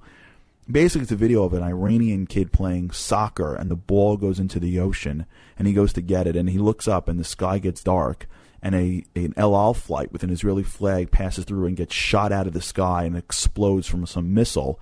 And you look down, and it's basically warships. It's American warships that get sort of destroyed under a tidal wave, and the Iranians are up to fight and destroy the Americans and obviously the Israelis. And this is the sort of the propaganda that is being released by groups like ISIS, and this is some of the propaganda that's being released by groups like Iran to its people. And this is our partner. And the idea that we're sitting around saying, hey, these guys are good guys, and then they're just constantly and consistently turning around and embarrassing us it's uncanny. And this is really going to, I think, this should impact the election, because Hillary Clinton was a big part of this Iranian deal. And Hillary Clinton has supported this Iranian deal. And I hope and pray that the sense of what we've done in Iran and just the total debacle of how we have taken what was once a nation that was considered to be the strongest superpower in the world, and we just keep on getting embarrassed across the world. I mean, Russia and Iran are definitely mocking the United States of America, and there's nothing we're going to do about it. What are we doing? We're just going to give them a lecture? I mean, what do we do? We're going to lecture our own people when we say something? The greatest country, the country that has been the most stabilizing factor for years, is right now sort of belittled because we have this sort of like weak, overly lovey president that has no sense of fairness, no sense of American pride, and is allowing a country like Iran, probably our greatest enemy right now, to just continuously embarrass us and embarrass us and embarrass us. So what we do is we make payments, we ease their sanctions, we tell people not to go there, and we just sort of play safe. This is what happens when you're weak. You give so much that nobody appreciates you, and then you just play safe when now you're stuck. Well, they're just going to continue their propaganda, continue their anti-American message, and if you think for 1 second that they're going to stop all their activities to building a bomb, yeah, right. Yeah, right. Because why? Because they're getting the money that they believe we owe them? This is going to be... We're going to look back on this and for generations talk about this. And between me and you, and I am, as you know, if you've been listening to me, and not a huge Donald Trump fan, but if Hillary Clinton doesn't distance herself from this, which she won't, I just think that's that is the dumbest move that she can make. I mean, you to think that we're going to get another president that's going to continue this bad agreement for the next 4 years, which is going to be the most important 4 years of the agreement. This is where it all going to happen. And if we keep on doing stuff like this, looking the other way and helping them out, and we're going to allow Iran and Russia to grow into being a power that we wake up one morning and we're not going to be able to deal with them. This is all coming up. We got a lot more to talk about. You're listening to the Buck Sexton Show. This is Charlie Harari, and this is the Blaze Radio Network. This is the Buck Sexton Show on the Blaze Radio Network.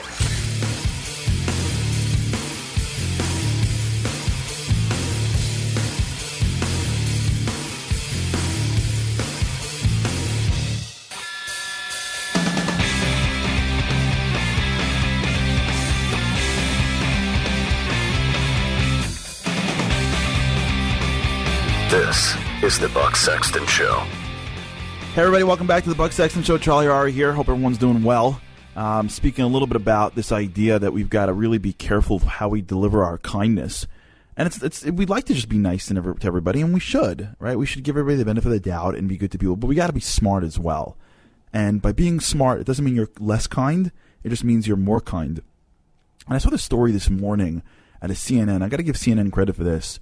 CNN actually looked into something that has, to me, is a complete and utter abomination. Apparently, there was this organization, I don't know if you've heard of it before, it's called the National Vietnam Veterans Foundation. It is a charity that was supposedly raising money for Vietnam veterans, a great, awesome, amazing cause. And for years, its founders sort of went around and raised money for it. In fact, the founder, the president, is a guy named Thomas Birch, who also had a full-time job as in the Veterans Affairs Agency. So it's like the perfect combination. This guy's working as a government employee, as a lawyer in the VA, and on the side, he's running this charity that is supposed to be taking care of all these veterans. Well, CNN sort of sniffed around a little bit, and there's this group, this charity group that rates charities, and it rated it a 0. It gave it a 0. It gets pretty bad on a charity rating. So CNN jumped in and did some investigative reporting, and here's what they found. That in 2014, this charity, the National Vietnam Veterans Foundation, ready for this? They took in 2014, $8 million. That's a lot of money to be raised for vets. They paid themselves $60,000 each. They spent $130,000 in travel, $16,000 in telephones, $70,000 in other expenses, $8,000 just for parking, and then they gave $7 million out of the $8 million that they raised. You ready for this? They paid fundraisers. So they hired fundraisers to raise money and basically paid them. I don't know who is them, but they paid all these people most of the money they raised. They gave the vets 2% of all the money that was raised. So vets got $120,000 from $8 million. They raised $8 million in charitable donations, and the vets got $120,000 of that. And out of that $120,000, there was an $11,000 emergency funding for a guy who happened to have been Thomas Birch's brother. Unbelievable, right? This happens a lot. And, lots of times when you want to give to charities and you get calls on the phone and, we see things online and our heartstrings sort of tug. And we give money away and we say, hey, listen, I've been contributing to a good cause. And what we're finding between this and between what we're seeing, at least in the Clinton Foundation, that's for sure, is that lots of times people are running these organizations and these foundations, and they're getting rich off it. They're getting rich. I mean, to think that 7 out of the $8 million went to telemarketers and fundraisers, to think that Thomas Birch, who is the head of this, took a full-time salary from it and spent $8,000 in parking where he parked his Rolls Royce, is just, to me, it's just incredible. This goes on, I think, all the time, absolutely all the time. And to CNN's credit, they actually did the investigative work, as far as I saw, reached out to Tom Birch, put it on their website, put it on their news. They actually covered it in one of their segments, reached out to the VA and told the VA about this. So the VA had no idea that under its nose, one of its lawyers was running an $8 million charity that he was basically sucking the money from and not giving it to the vets. And he's the guy that works for the vets. And since that happened, I think just this morning or yesterday, or actually maybe it was a couple of weeks ago, they closed their doors and this foundation shut down. I think that's something that I think we should be really thinking about here, is that lots of times we want to give everybody the benefit of the doubt and we want to trust people, and that's okay, that's nice. But really what I think Micah was getting at, the prophet Micah that is, was getting at was, if you really want to do kindness, you got to first do justice, right? You got to look into things. You got to ask yourself, really, how do I know this is right? And before you start donating money, you should go online. There's lots of public filings and just see how much money they spend in themselves. Our vets have been getting shacked so many times. I mean, how much could one country do to its veterans to not take care of it in terms of its medical, its emotional, mental health? And now to have these organizations like this one in particular, the National Vietnam Veterans Foundation, to have it be sort of like a front for these guys, Thomas Birch and David Kaufman, it's despicable. It's something that we should really think about really hard and take a stronger stance on, and maybe even more importantly for ourselves.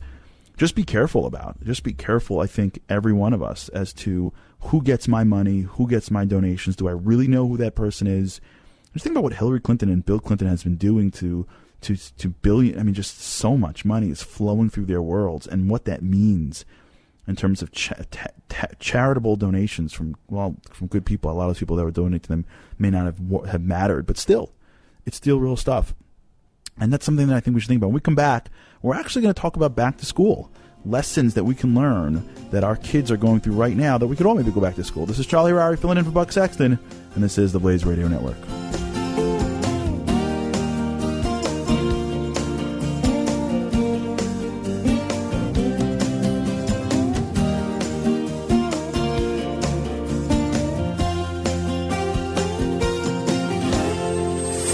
The Buck Sexton Show on the Blaze Radio Network.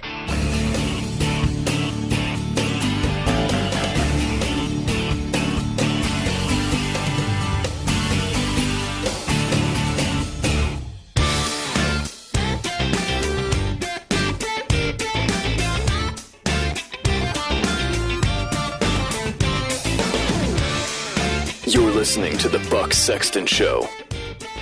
And welcome back to the Buck Sexton Show. Charlie Harary here. Bottom of the hour 3. Honor to be with you these past 3 days, really. I got to tell you, Buck is an incredible guy, and he's got an incredible audience. And you guys have been really incredible. I appreciate all the Twitter, the comments that I've been getting over the past 3 days. Remember, for those who want to reach out to me, of course, it's at Charlie Harary. Some of these shows will be shown or replayed on the podcast. I actually have my own Blaze Radio podcast called The Charlie Harary Show, for those that want to tune into that. And we'll probably replay some of the stuff here, and we do this every single week. But really want to thank you, for the time. And I want to sort of end the show or the series here with an article that I wrote a couple of years ago about back to school. Back to school is where we are right now. This is it. This is back to school season. And if you have children, you know what that's like. And if you don't have children, you still know what that's like, because it doesn't matter how old you get, right? Back to school gets in your head, right? No matter how old, you can be 120 years old. When June comes and you hear like school's out, it's summer, you just get that little feeling, you feel sort of like freer and more excited. And when Labor Day comes, especially if you're in the Northeast, if you're down south or in the Midwest, I think your Labor Day, you're ready, you're 2 weeks into school. You get that like, here we go, school starts. But there's a couple of real lessons that I think, school brings that if we just sort of pulled out and sort of talked about a little bit on the show right now, we can sort of put it into our lives. So even if you're not actually going back to school, if you're not a teacher or a student, but you're just living your life, and summer to you, like it is to me, is just 2 months that happen to be warmer than other months where people around you in the office take off a little earlier on the weekends. You still can learn a lot of the greatness of what school sort of brings to people and why so many people are doing it, and just some of the greatest lessons that I think we get from school. And here's one. And you see this anyone who's raising children, you see that, they get out of school, if they go to camp, great, and even if they don't, but at some point they get out of school and that first day is like total bliss, right? And the second day is like bliss, and it's great, and they get up at 11 o'clock and they do nothing, and they hang on the couch and they see their friends and they go out for some pizza, whatever it is. And like a week in from their unstructured life is awesome life, they start to hate themselves, right? Like it just takes a couple of hours and they're like, oh, I'm bored. And what's amazing is that when you're in school, especially during finals, and you're just killing it, right? And you got finals, and you're getting up, and you're going this, and you wake up early, and you got this class and that class, and you got this and you got that, and you're just hitting. And then when that's all done, you look back and you go, how did I ever have the energy for that? You ever get that feeling where when you're on vacation or a weekend, you're thinking wow, if I am this productive in my weekends or my vacation the way I am at work or at school, I'm just going to do everything. I'm going to clean the whole house and, create a cure for cancer and finish my taxes and run a marathon and just do everything. And then the weekend comes and you just can't get out of bed. And the reason is because as human beings, we actually crave structure. We love it. We say we don't because we hate being bound, but we actually love it. And this is very much in line with what we've been talking about the entire show, about how much boundaries and structure and justice mean for the growth and the greatness of a human being. The greatest way you can destroy somebody is give them no structure. The parents that destroy their children are either over-structuring them. There is a sense of just suffocation, but when you go the other way and there's just no structure, because when there's no structure, there's no path up, right? What structure does, if you can think about it, is it almost takes the light that's around and sort of focuses onto one sort of laser beam. And structure is what breeds greatness. You know, there isn't one Olympic athlete in the history of the Olympics that won a gold medal without a structured program. It doesn't work that way. There's no doctor or lawyer or teacher or whatever. There's no person in the world that has stumbled upon being great at anything. I mean, sometimes people fake it, and sometimes people get lucky or they're born into it, but that's not how I wouldn't consider that to be greatness. But people that earn their way, what they're doing is they're either in structure or they're creating structure, right? Either they are in an environment that is highly structured. You know, the U.S. Marines aren't like, hey guys, here's some guns, and like we'll give you a call when we need you in Afghanistan, right? It's structure upon structure upon structure, because only when you structure something so much do you sort of suck out what's really great from within. And as we get to be adults and we sort of throw off as much structure as we can, or we don't look at it in the proper way, I think we're missing it. I think what our kids love deep down, when that kid goes back to school, you know, that day, inside, you know, they're a little nervous, but inside them, when they get back into that world of rules and periods and coming home and waking up and weekends, they flourish so much more than when there's nothing to do. Because on their own, you can never get anywhere. And as adults, as people that are trying to achieve things, are trying to do things, the greatest way we could ensure that we're living a life, whatever it is that you're doing right now, whatever it is that you want to be doing right now, the greatest way you can determine or you can predict your future is by influencing the things that you do right now that give you structure.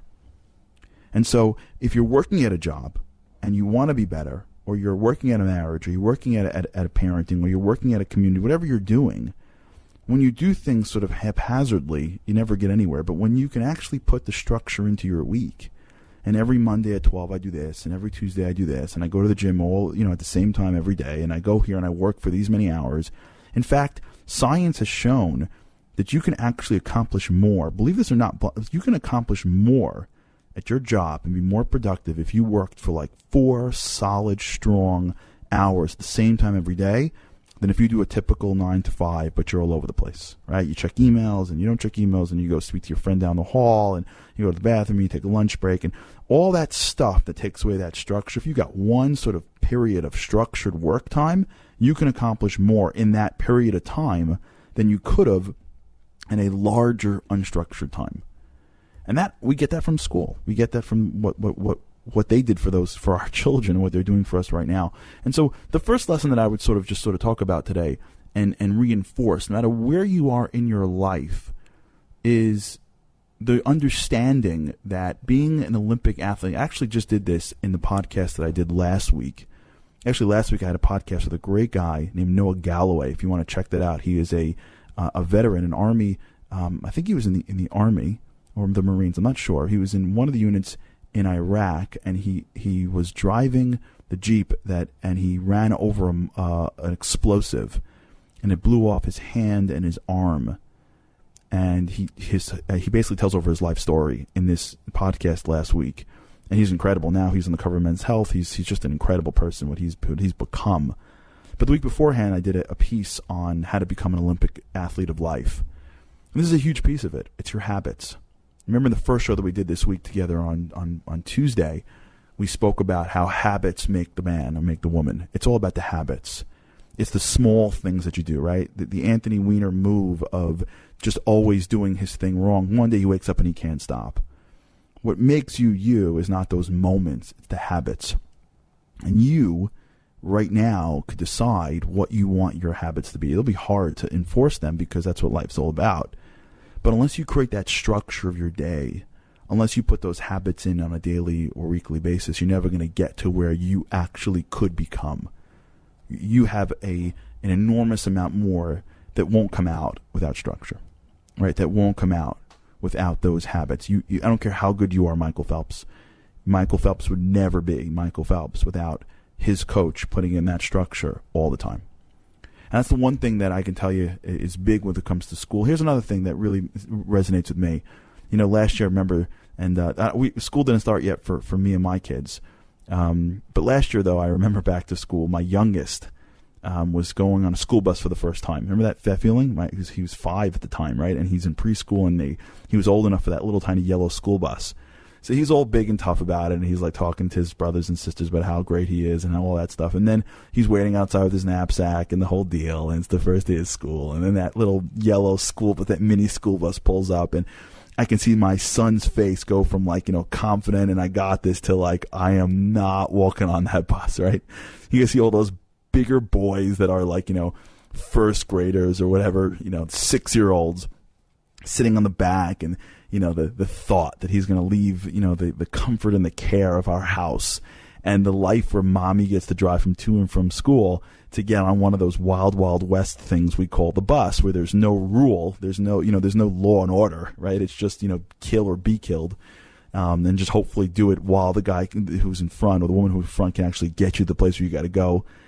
And he was just totally and utterly like scared. And my wife, being my wife, was like, I'll just drive him forever. And I'm like, he's going to get on the bus. And I remember that. Like, it took us forever to get him on that bus. He was not walking on. And we had to like sort of walk him slowly and talk him through it and get him on. And my wife's in tears, and the bus is pulling away, and she's like waving until her arm was falling off. And she's like, I think I may just follow the bus in my car. I think I'm just going to get in my minivan and just to make sure that the bus knows where he's going. And I'm like, you're not going to go in the car. He'll be fine. And I'm watching my son, be a kid, and one thing that school does for us, if you remember school, and sometimes it works to our detriment, is it makes us really uncomfortable, right? It is an uncomfortable environment, especially in the beginning of it. Back to school is uncomfortable for lots and lots of kids because you're going to new schools and doing new stuff,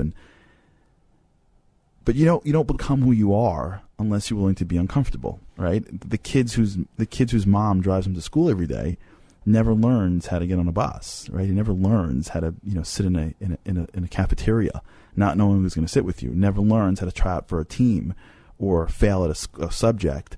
And this is what life's about, right? It's about recognizing that when you're uncomfortable, that's when you are who you are. And it's in those moments of being uncomfortable do you make yourself something? Do you pull something out of yourself that wouldn't have been there before? Lots of times as you get older, we stop that, right? You get older in life and you start to say to yourself, I don't have to be uncomfortable anymore. I don't have to say those things. I don't have to I don't have to listen to that. I get to just hang out with people that are just like me, and they agree with me. And if something is not like me or doesn't agree with me or pushes me too hard, I get to just sit back and complain about it. Like I don't have to actually be vulnerable. I could just go to my 3 girlfriends or my wife or whoever it is and just sort of talk bad about that person, or just say the reason why I'm not more successful is because of a whole bunch of reasons that are not me, right? That's just an easier approach towards life. And so you don't get that in school. Maybe a little bit, but not back to school. Maybe you get that in October. You don't get that in September, right? September is just sheer vulnerability, sheer standing out on a lurch alone. But that's what makes us us. That's what makes you great. It's the ability to sort of be comfortable in the uncomfortable. And when you're in an environment that you're able to be uncomfortable a little bit, and it's a structured environment, you really have a chance of bringing something out that's inside. And kids that go through this experience, although there's a lot of problems with the school systems, which is a whole nother full show, you really can become something that's really special. And this back to school stuff that our kids go through, if we would sort of take it and run with it a little bit ourselves as well, and not just let our kids go through September going back to school, but put ourselves a little bit through back to school, maybe each and every one of us could sort of take it up a notch and become the people that I think we're deep down meant to be. When we come back, we're gonna wrap up the show. This is Charlie Rye filling in for Buck Sexton, and this is the Blaze Radio Network. Buck Sexton on the Blaze Radio Network.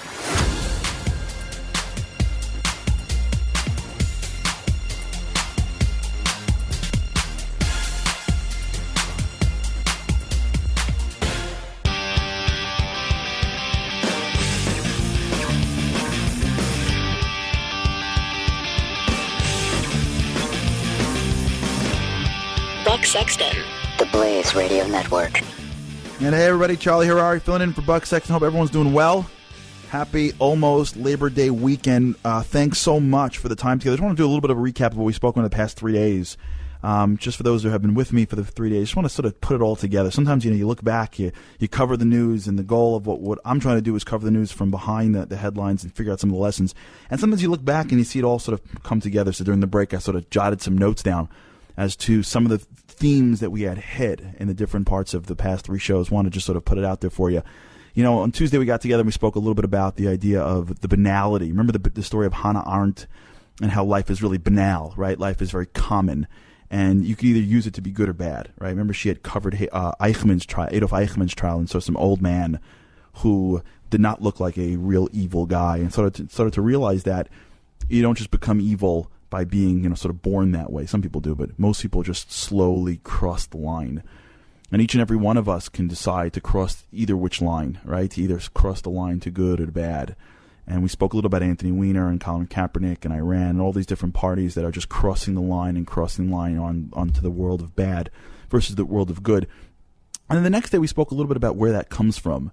And it really does come from vision. It comes from how you see yourself, how others see you, just what Trump's Wednesday looked like for him, and why, more important than anything he said, it made him look presidential, and how each and every one of us has vision and what we see of what we see of ourselves. And we heard from that mom, that Gold Star mom, that said when she sees the flag, she sees her son, she sees the country, what it stands for, and all the good that it does. And she had lost a son fighting for our freedom.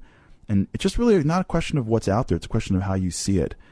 And then today, I think we spoke a little bit about the balance of justice and kindness, and how it's not so simple, right? You got to balance it properly. You got to take care of those from within before you worry about those from without, and just why immigration is so critical and so important, and how, as a country, our foreign and domestic policy should really be focused on making sure that we help the world, but not at the expense of each other.